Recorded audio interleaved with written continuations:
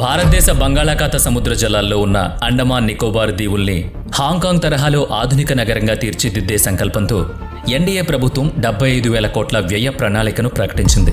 దక్షిణ చైనా సముద్ర తీర నగరమైన హాంకాంగ్ వాస్తవానికి ప్రపంచ ఆర్థిక కేంద్రాల్లో 3వ ప్రముఖ స్థానంలో ఉంటూనే పర్యాటక కేంద్రంగానూ ప్రపంచ యాత్రికుల్ని విశేషంగా ఆకట్టుకుంటోంది. ప్రపంచ ప్రసిద్ధి వ్యాపార సంస్థల పరిపాలనా కేంద్రాలు కూడా ఇక్కడే ఉన్నాయి. జనసాంద్రత ఎక్కువ. అండమాన్ నికోబార్ దీవులు మొత్తం 836. వాటిలో 31 దీవుల్లో ఆదివాసీలు నివసిస్తున్నారు. వాళ్ళ ప్రధాన జీవనాధారం వేట, అటవీ ఉత్పత్తుల సేకరణ. ఇక మిగిలిన దీవులు చాలా వరకు దట్టమైన అడవులు.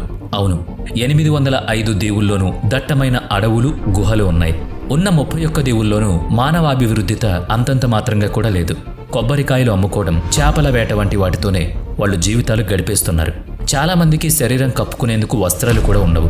అండమాన్ దీవుల్లోని సెంటినలీస్ గిరిజన తెగ గురించి మన దేశవాసుల్లో చాలా మందికి తెలియదు. వారిని కలుసుకునేందుకు వెళ్లిన వారిపై బాణాలతో దాడి చేస్తారు. వారిది ప్రపంచంలో కలవని అరుదైన జాతి. 28 రాష్ట్రాలు, 8 కేంద్రపాలిత ప్రాంతాలు కలిగిన భారతదేశంలో సుమారు 51 మహానగరాలున్నాయి. ఇప్పుడు చూడండి, ఇన్నిటినీ పక్కకు పెట్టి అండమాన్ నికోబార్ దీవుల మీద 75,000 కోట్ల రూపాయలు పెట్టుబడి పెట్టుకోవడానికి కారణమేదో ఉండుండాలి. వాస్తవానికి అండమాన్ నికోబార్ దీవులని మాత్రం పోల్చి చూస్తే అండమాన్లో మాత్రమే ఇప్పటి వరకు అభివృద్ధి జరిగింది.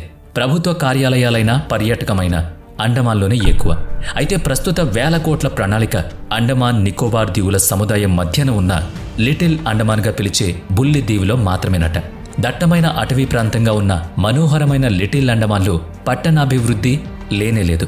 దేశంలో ఉన్న మహానగరాలను మరింతగా అభివృద్ధి చేసే అవకాశం ఉండగా శూన్యం నుంచి మొదలు పెట్టాల్సిన నిర్జీవ అటవీ ప్రాంతాన్ని ఎంచుకోవడం వెనుక వ్యూహాత్మక ప్రణాళిక ఏదైనా ఉందా అనే ఆలోచన కలగడం సాధారణం. అవును, కేంద్ర ప్రభుత్వం ఈ చిన్న దీవిని హాంకాంగ్ తరహాలో ఆర్థిక కేంద్రంగా మలిచే యోచన చేస్తోంది.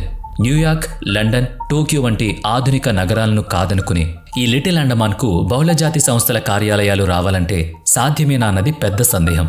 అసలు అండమాన్ నికోబార్ దీవుల్లో ప్రభుత్వోద్యోగులు, జాతీయ భద్రతకు సంబంధించిన నావికా దళాలు, వారి కుటుంబాలు మినహాయిస్తే నివసించే వాళ్లంతా ఆదివాసీలే.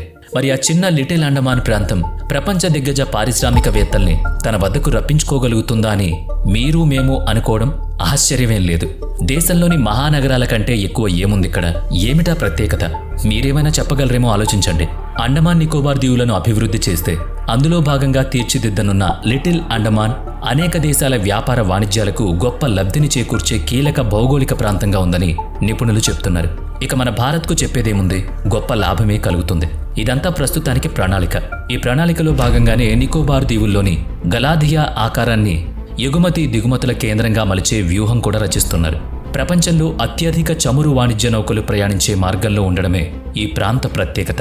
వాటికి మజిలీగాను, వివిధ వ్యాపారాలకు కూడలిగాను ఉండగలిగేలా చక్కని ఓడరేవును కట్టాలన్నది ఆలోచన.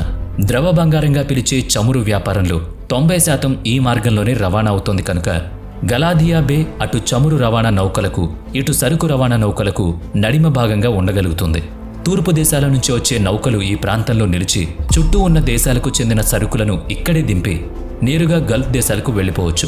నికోబార్కు సమీపంగా ఉన్న భారత్, శ్రీలంక, మయన్మార్, బంగ్లాదేశ్లు ఇక్కడి నుంచి తమ సరుకులను తీసుకువెళ్లొచ్చు. ప్రధాన నౌక ఒక్కటే దేశాలన్నిటినీ చుట్టబెట్టుకుంటూ వెళ్లాల్సిన పని లేకుండా సమయం చాలా కలిసొస్తుంది. కాబట్టి గలాథియా అఖాతం ఒక వాణిజ్య కూడలిగా ఎదుగుతుంది. శ్రీలంకలో కొలంబో, మలేషియాకు చెందిన క్లాంగ్లు కూడా సరుకు రవాణా ఓడరేవులే. అయితే అవి రెండు రవాణా మార్గపు వెంబడి ఉండడం కాకుండా మధ్య మార్గంలో ఉన్నట్లయితే బావుంటుందని సముద్ర వాణిజ్య నిపుణుల సూచన. సముద్ర రవాణాలో సరుకుల ఓడకు రోజుకు సుమారుగా $2 లక్షల అద్దె చెల్లించాల్సి ఉంటుంది. అంటే కొద్ది నాటికల్ మైళ్ళ దూరం అదనంగా ప్రయాణించినా సరే సరుకుల కంపెనీలు ఓడలకు చెల్లించాల్సిన అద్దె $1,000 ఉంటుంది. కాబట్టి మొత్తం రవాణా మార్గంలో కేంద్ర బిందువుగా ఉన్న గలాథియా బే ట్రాన్స్షిప్మెంట్ హబ్గా మారినట్లయితే దాదాపుగా అన్ని దేశాలకు సముద్ర రవాణా ఖర్చులు 10 నుంచి 15% వరకు కలిసొస్తాయి. అంటే రోజుకు కనీసం $30,000 మిగులుతాయి. చూడండి ఎంత కలిసొస్తుందో. అవునా? ఇంతటి ప్రాధాన్యత కలిగిన సౌకర్యాన్ని మన భారతదేశం ముందే గమనించి ఉంటే అది మన దేశ ఆర్థిక రంగానికి ఎంతో మేలు చేసి ఉండును కదా. మరి ఇప్పుడు గనక పూనుకుంటే గనక మన దేశ పారిశ్రామికవేత్తలకు, ఉత్సాహం కలిగిన యువ అంకుర సంస్థలకు ఇదొక అద్భుతమైన అవకాశంగా ఉంటుంది. అది అందిపుచ్చుకోవడం అన్నది వాళ్ళ చురుకుదనం, సమర్థతల మీద ఆధారపడి ఉంటుంది. పరిశ్రమల నిర్వాహక కేంద్రాలు కనుక ఇక్కడికి వస్తే ఆతిథ్య రంగం, పర్యాటక రంగం, నిర్వహణ రంగం, నిర్మాణ రంగం ఇంకా అనేక ఇతర మౌలిక వసతులు అభివృద్ధి చెందుతాయి. అభివృద్ధి అంటే అన్ని రంగాలు సమంగా అవసరాలకు అనుగుణంగా వృద్ధి చెందడం. ఇప్పటికే జరిగిన ఆలస్యానికి, కోల్పోయిన దాని గురించి చింతించకుండా రెట్టించిన ఉత్సాహంతో పనిచేయాలని మనం కూడా కోరుకుందాం. ఎందుకంటారా? కారణం ఉంది. భారత్ సముద్ర రవాణాలో ఏడాదికి 1500 కోట్ల రూపాయల్ని నష్టపోతోంది. శ్రీలంక, మలేషియా వంటి చిన్న దేశాలు రవాణా ఓడరేవుల్ని నిర్మించుకుని లక్షల డాలర్లను ఆర్జిస్తున్నాయి. భారత్ మాత్రం కష్టాన్ని కొని తెచ్చుకుంటోంది. సదరు పరిస్థితిని ఇప్పుడు తిరగరాయాలనుకుంటున్నారు. అందులో భాగంగా లిటిల్ అండమాన్ ప్రాంతాన్ని సజీవ ఆర్థిక కేంద్రంగా, అంటే జనాభా నివసించేలాగాను, వాణిజ్య ఆర్థిక కేంద్రంగాను మలచుకుంటున్నారు. దేశంలోని ప్రస్తుత మహానగరాల్ని ఒక్కసారి పరికించి చూడండి. ఆకాశహార్మ్యాలు ఒకవైపు, సంపన్నులు నివసించే ప్రదేశాలు మరోవైపు, వ్యాపార కేంద్రాలు ఇంకోవైపు. ఆ పక్కనే కాలుష్యాన్ని వెదజల్లే కర్మాగారాలు కనిపిస్తున్నాయి. ఆ వెంటనే మురికివాడలు విస్తరించి ఉన్నాయి. సరైన ప్రణాళిక లేకుండా నగరాలు నానాటికి విస్తరిస్తూ పరిధుల్ని పెంచుకుంటూ పోవడంతో అన్నీ కలగలిసి గజిబిజిగా, రద్దీగా తయారయ్యాయి. అలాగని వాటిని గీత గీసినట్టుగా అటునిటు సర్దడం ఈ పరిస్థితుల్లో కుదరకపోవచ్చు కూడా. అట్లాంటి తప్పిదాలు లిటిల్ అండమాన్లో దొరలకుండా చూసుకోవాలని నిర్ణయిస్తున్నారు. కేంద్ర రాష్ట్ర ప్రభుత్వాలకు అవసరమైన వ్యూహాత్మక, సాంకేతిక సలహాలను ఇస్తూ జాతీయ లక్ష్య సాధన కోసం అన్ని రకాల ఆర్థిక అంశాలు, జాతీయ భద్రతా ప్రయోజనాలను పర్యవేక్షించే సంస్థ అయిన నీతి Aayog sustainable development of little Andaman island vision document పేరుతో ఒక ప్రణాళికను విడుదల చేసింది. అందులో లిటిల్ అండమాన్ను 3 మండలాలుగా ప్రకటించారు. ప్రస్తుతం లిటిల్ అండమాన్కు ఎంవి నందల పేరుతో ఒకే ఒక్క ఓడ వెళుతుంది. అది కూడా నియమిత సమయం అంటూ లేదు. ఒక్కో రోజు వెళ్ళకపోవచ్చు కూడా. హెలీప్యాడ్ కూడా ఒక్కటే ఉంది. నీతి ఆయోగ్ ప్రణాళికను అనుసరించి రవాణా ఇబ్బందులు తలెత్తకుండా జోన్ 1ను ఏరో సిటీగా నిర్మిస్తున్నారు. ఇక్కడ అంతర్జాతీయ విమానాశ్రయం నిర్మించి దాని పరిసర ప్రాంతాల్లోనే ఆర్థిక మండలాలను ఏర్పాటు చేస్తున్నారు. వ్యాపార లావాదేవీలు నిర్వహించేందుకు వీలుగా బ్యాంకులు, ఇతర విత్త సంస్థలను వీటిలో ఏర్పాటు చేస్తారు. వాటి కార్యకలాపాల కోసం అనువైన భవనాలను, ప్రభుత్వ కార్యాలయాలను పరస్పరం దగ్గరగా ఉండేలా నిర్మిస్తారు. రాజధాని ఢిల్లీలోని ఇందిరాగాంధీ అంతర్జాతీయ విమానాశ్రయం సమీపంలోనే ఏరో సిటీ ఉంది. అందులో పలు అంతర్జాతీయ బ్యాంకులు ఉన్నాయి. ఫలితంగా ఏరో సిటీ మంచి లాభాల్లో ఉంది. ఇందులో ఉన్న సూత్రం మీకు అర్థమయ్యే ఉంటుంది. ప్రయాణ సదుపాయం పక్కనే ఉంది కనుక విదేశీ ప్రతినిధులకు రాకపోకలకు సులువవుతుంది. కాబట్టి లిటిల్ అండమాన్లో ప్రణాళిక ప్రకారం ఆవాసాలు కూడా ఏర్పడుతున్నాయి. ఏరో సిటీకి అందులోని విత్త సంస్థలు ఉండే జోన్ 1కు పక్కనే జోన్ 2ను ఏర్పాటు చేస్తున్నారు. ఇక్కడ కూడా మరో సందేహం తలెత్తుతోంది. భారతీయ ప్రధాన భూభాగానికి సుమారుగా 1400 కిలోమీటర్ల దూరంలో ఉన్న లిటిల్ అండమాన్కు వచ్చి నివసించేందుకు సిద్ధపడే వాళ్ళు ఎందరన్నది ఆలోచన. అవును, అత్యవసర పరిస్థితుల్లో వైద్య సదుపాయాల కోసం అండమాన్ ప్రాంతంలో ఉన్నవి కేవలం 3 ప్రభుత్వ ఆసుపత్రులు. పడకలు కూడా 1200 వరకు ఉన్నాయి. సాయం చేసేవాళ్లు, వైద్యం చేసేవాళ్లు మంచినీళ్లు దొరికే చోటున్న ప్రదేశంలోనే నివసించడానికి సిద్ధపడతారు ఎవరైనా. కాబట్టి జోన్ 1లోనే మెడికల్ సిటీని కూడా నిర్మించబోతోంది ప్రభుత్వం. దుబాయ్లోనూ మెడికల్ సిటీ ఉంది. పెద్ద హాస్పిటల్ ఉంది. దాని చుట్టూ అన్ని రకాల వైద్య సదుపాయాలను అందించగలిగే దేశ, విదేశీ వైద్య సంస్థలు తమ సంస్థలను ఏర్పాటు చేశాయి. పన్ను రాయితీని కూడా కల్పించింది అక్కడి ప్రభుత్వం. లిటిల్ అండమాన్లో కూడా ఆ తరహా ఏర్పాట్లు చేయడానికి మార్గదర్శకాలు రూపొందిస్తున్నారు. ఇవన్నీ ఒక ఎత్తు అయితే, హిందూ మహాసముద్రం, బంగాళాఖాతాల్లోని అనేక ద్వీప దేశాల పర్యాటకాన్ని ప్రధాన ఆదాయ వనరుగా మలచుకున్నారు. మాల్దీవ్స్ సంగతి మీకు తెలిసిందే కదా. అండమాన్ నికోబార్లు టూరిజం పరంగా బాగా వెనుకబడి ఉన్నాయి. కాబట్టి ఈ ప్రాంతాన్ని టూరిజం హబ్గా మార్చే ప్రణాళిక కూడా సిద్ధమవుతోంది. అయితే దీన్ని ఒకే చోటు కాకుండా 3 జోన్లను విస్తరించే ఆలోచన ఉంది. దేనికదే ప్రత్యేకంగా ఉండేలా చూస్తున్నారు. ఏరో సిటీలో నిర్మించనున్న ఫైనాన్షియల్ హబ్కు సమీపంలోనే 5-7 నక్షత్రాల హోటళ్ల నిర్మాణం జరుగుతోంది. జోన్ 2లో సాహస క్రీడలు, వినోదాంశాలు ఉంటాయి. అంటే యుఎస్లోని యూనివర్సల్ స్టూడియోస్, సిడ్నీ వరల్డ్, హాంకాంగ్లోని సిడ్నీ ల్యాండ్ వంటి థీమ్ పార్క్లను నిర్మిస్తారు.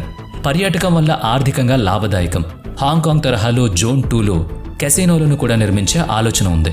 ప్రస్తుతం సిక్కిం, గోవాలలో మాత్రమే కెసినోలకు ప్రభుత్వ అనుమతి ఉంది. వీటి ద్వారా గత ఏడాది గోవాలో 820 కోట్ల రూపాయల్ని ఆర్జించింది. జోన్ 2లోనే national film and drama institute, outdoor film locations, film sound and music స్టూడియోస్ను కూడా నిర్మిస్తున్నారు. మ్యూజిక్ ఆల్బమ్స్ని నిర్మించే వారిని ఆకర్షించే ప్రయత్నం జరుగుతోంది. అంటే ప్రధాన భూభాగానికి దూరంగా ప్రత్యామ్నాయ ఫిల్మ్ సిటీ కడతారన్నమాట. స్పష్టంగా చెప్పాలంటే బీచ్ థీమ్ కలిగిన ఫిల్మ్ సిటీగా దీన్ని చూడొచ్చు. ఇదే ప్రధాన ఆకర్షణ. మరొకటి కూడా ఉంది. లిటిల్ అండమాన్లో దట్టమైన పచ్చని అరణ్య ప్రాంతం, అరుదైన చెట్లు, లతలు, పక్షులు జంతువులు ఉన్న ప్రాంతం ఇది. పగడపు దీవులు ఇక్కడ ప్రత్యేకమైనవి. పరిశోధకులకు పర్యాటకులకు అనువైన ఎకో టూరిజాన్ని అభివృద్ధి చేయొచ్చు. అందుకోసమే జోన్ 3లో ప్రత్యేకంగా పర్యావరణ హిత మండలాన్ని ఏర్పాటు చేస్తున్నారు. హాంకాంగ్లో డ్రాగన్స్ బ్యాక్ ట్రైడామ్ కంట్రీ పార్క్ తరహాలో ఇది రూపొందించబడుతుందంటున్నారు. అందుకోసం 52 చదరపు కిలోమీటర్ల ప్రదేశాన్ని సిద్ధం చేస్తున్నారు. అన్నీ విన్నారు, చూశారు కదా. మీరు విషయం గమనించారా? ఇంత ఖర్చు చేసి లిటిల్ అండమాన్ ప్రాంతాన్ని ఆర్థిక మండలంగా మార్చే ప్రయత్నాల్లో అండమాన్ నికోబార్ ద్వీపాల సముదాయాన్ని హాంకాంగ్ తరహా నగరంగా మార్చే దార్శనికతలో గొప్పదనం మాట అటుంచితే ఈ సున్నితమైన ప్రాంత పర్యావరణ సంరక్షణలో రాజీ పడకుండా ఈ ఆలోచన సాకారం కావడం సాధ్యమా అన్నది తప్పక ఆలోచించాల్సిన విషయం. అక్కడ చరిత్ర పూర్వకాలం నాటి అరుదైన ఆదివాసీల మనుగడ ప్రమాదంలో పడితే చరిత్ర మనల్ని క్షమించదు. ఇప్పటికే పర్యావరణవేత్తలు ప్రతిపక్షాలు ఈ విషయమై గగ్గోలు పెడుతున్నాయి. కోల్కతా హైకోర్టులో వ్యాజ్యం వేశారు కూడా. పర్యావరణాన్ని దుంప నాశనం చేస్తున్నారని పర్యావరణ పరిరక్షణ కార్యకర్తలు దుయ్యబడుతున్నారు. సహజ సిద్ధమైన జీవావరణాన్ని చిన్నాభిన్నం చేయడమేనని ఆక్రోశిస్తున్నారు. లిటిల్ అండమాన్లో 95% అడవులే ఉన్నాయని చెప్పుకున్నాం కదా. వాటిని ఎంతో కొంత తొలగించకుండా ఈ ప్రణాళికలు అమలు కావు. సుమారుగా 24.4 లక్షల చెట్లు అటవీ నిర్మూలన మూలంగా జంతుజాలం వినాశనానికి దారితీస్తుంది. ఎకోసిస్టమ్ దెబ్బతింటుంది. అండమాన్కే ప్రత్యేకమైన giant leatherback sea turtles ఇప్పటికే అంతర్ధానమయ్యే ప్రమాదంలో ఉన్నాయి. చూడండి, ఎక్కడెక్కడి నుంచో ప్రయాణిస్తూ వచ్చి లిటిల్ అండమాన్లో అవి గుడ్లు పెడతాయి. లిటిల్ అండమాన్లోనే ఉంటున్న ఒగేస్ ఆదివాసీలను వేరే చోటుకు తరలిస్తామని చెప్తున్నారు, కానీ అందులో ఏ స్పష్టత రాలేదు. ఇప్పుడు ఒక కీలకమైన విషయం చెప్పుకుని ముగిద్దాం. హిందూ మహాసముద్ర ప్రాంతంలో మలక్కా జలసంధి ప్రాంతంలోనూ China, Australia, France, America, Russia వంటి అగ్రదేశాలకు సైనిక స్థావరాలున్నాయి. కొనుగోలు చేసిన సొంత భూభాగాలున్నాయి.